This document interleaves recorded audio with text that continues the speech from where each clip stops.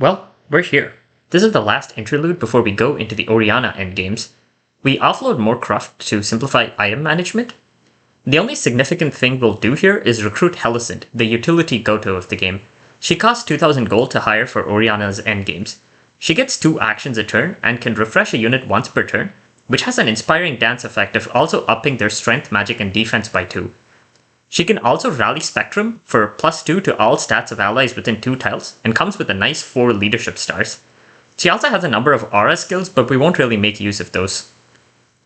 Since we went to the Chicken Gaiden, Mince learns Provoke at the end of the map, though he's not going to be relevant anymore.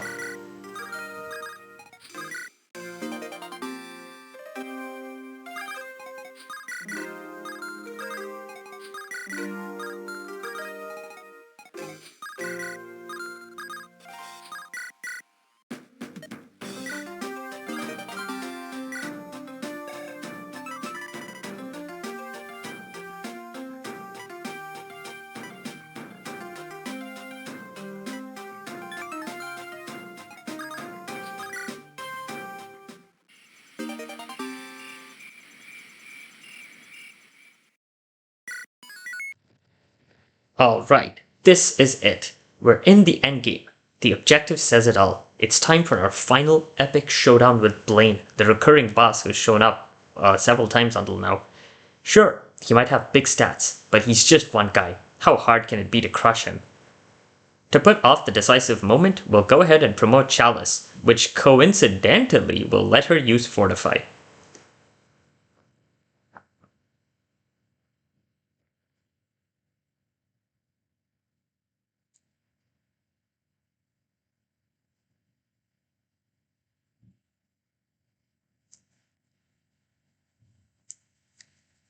Placing Helicent in the center will let her rally everybody in our army all at once, but that's just overkill, right?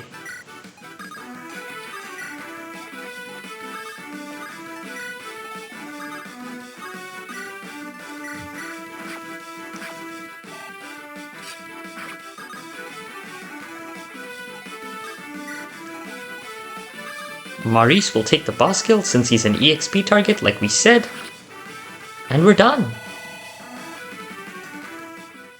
Yeah, it won't be that easy. The way this map actually works is a combination of route and escape. We need to descend into this dungeon, routing each floor, and then having all of our units return to the elevator, and then hit the switch with somebody to go to the next floor, for a total of 3 combat floors between where we entered and the final destination. We have 5 ley lines to ration out across the floors, and a bunch of boxes that will one-off insta-kill any enemy that attacks them, though we won't be making use of the boxes here, since we want to farm all the EXP we can. We will generally have 4 places we want to put combat units for enemy phase, and our primary combatants will be Dune, Maurice, Riker, and Joyful Joe. Hunari is here for her leadership stars. Chalice will be spamming Fortify to keep everybody topped off, while Helicent will be our rally bot. Helicent and Orianna will refresh units where needed, and Empress and Vermilion do some minor things. We will get free turn refreshes for everyone whenever we go down the floor, so we don't need to worry about being jumped in that way.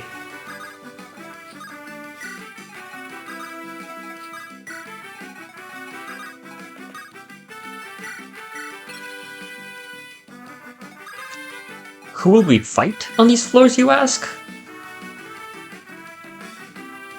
Why, the bosses of chapters past. Yes, this is going to be a boss rush of the many enemies we've made along this journey, with the unpromoted ones getting a promotion to be up to snuff here, and also some bosses who died in the story without ever actually fighting us on map. Maurice appreciates this because all the boss kill EXP will help pump his stats despite his high starting level. And Dune also wants to maximize her stats for the next map, as you'll see. In general, Maurice will handle the top left, Dune the bottom left, Riker the bottom right, and Joe the top right. We prioritize player-facing enemies with uncounterable weapons on the occasions where they do show up, such as Kallian over there. This map is just a whole lot of combat, and I don't have too much to say. I end up 4-turning the map by returning to the elevator after routing the floor on turns 2, 3, and 4. I don't think you could save turns here, even with movement staves or the odd device, because you'd need to route an entire floor on the same player face that you reach it, and then have your units return back to the elevator on the same turn, and that seems to require far too many actions. Enjoy watching numbers go up. I'll meet you back at the start of Endgame A-2.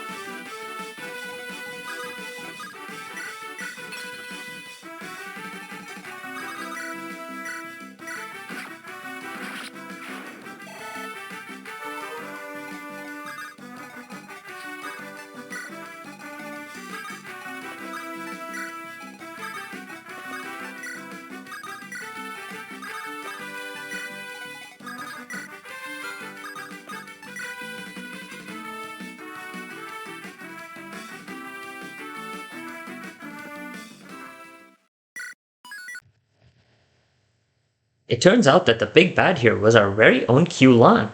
Yeah, I can't avoid that spoiler here because you'll see she's the one we fight, and you'll notice that she disappears from our party, but I won't talk about the story more than that. This is the final map of Oriana's route, and we will dump everything in Convoy except the bare minimum we absolutely need.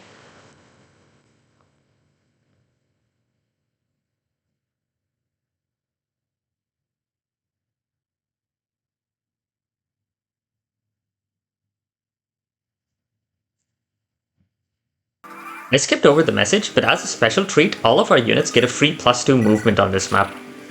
The objective here is we need to kill the 4 sub-bosses to get rid of the real Q-Lan's invincibility, and then kill Q-Lan herself. Each sub-boss is at the top of a tower, but each side's pair of towers is thankfully close enough that you can reach the next one's boss with a long-range weapon from the adjacent one. One tower on each side has an unguarded entrance, so we will prefer climbing those. The left will be handled by Eosif. He can make it up to the ley line with Oriana's help, at which point our tower makes his triumphant return by using the Zahn to envision Eosif at the edge of his range, since Eosif needs a crit rather than attack boost. Eosif will pick off both of his assigned sub-bosses with Rockstock crits.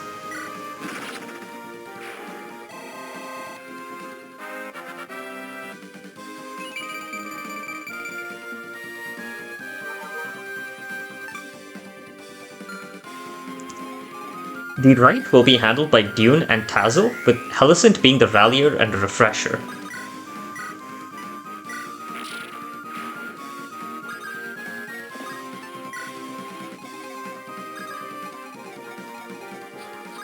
Dune has Plucker's Gift just to reduce her HP consumption for movement for the first part of this clear. I had Chalice envision Tazzle, but in hindsight that's not needed since Tazzle will have Gambler's Folly anyway.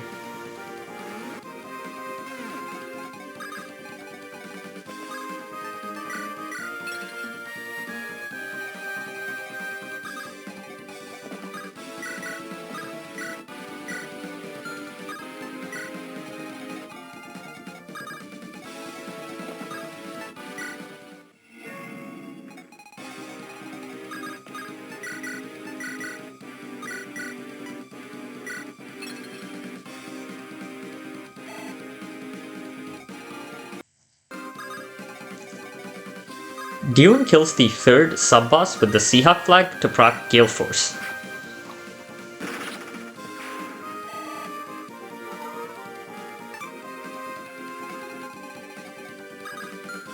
Then, it's Tazzle's big moment. Tazzle can use the Super Snipe to pick off the last sub-boss, and because he can access the supply, he can return all the resources from the right side to Convoy for Ellery to use.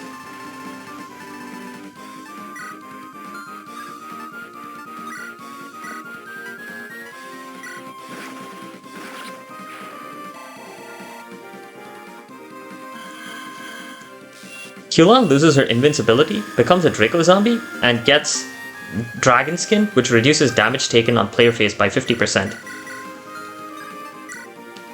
We've invested in Dune all run long, and it's been building up to this. She will be the boss killer.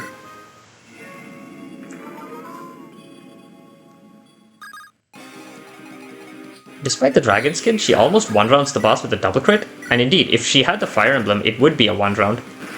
We'll just have to wait for the coup de grace on enemy phase to conclude Endgame A-2 in one turn.